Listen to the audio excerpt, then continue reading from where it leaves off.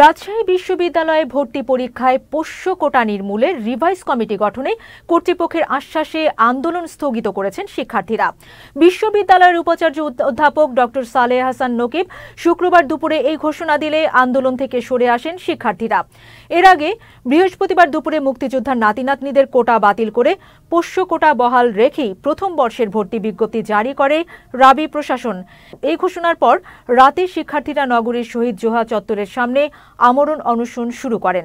এছাড়া পোষ্য কোটা পুরোপুরি বাতিল করতে বিশ্ববিদ্যালয় প্রশাসনকে ৪৮ ঘন্টার আলটিমেটাম দেয় বৈষম্য বিরোধী ছাত্র আন্দোলনের সমন্বয়করা। তাদের আন্দোলনকে আমি সর্বোচ্চ গুরুত্ব দিয়ে আমলে নিয়েছি বলেই এবং আমার নিজের যে চিন্তাভাবনা আছে সেইটার সাথে সেটার যে সমন্বয় হয় সেইটা বিবেচনা করেই কিন্তু এটা ফার্দার রিভিউ এবং এটা ফার্দার রিডাকশনের ব্যাপারে আমরা একটা সুস্পষ্ট অবস্থান নিতে যাচ্ছি।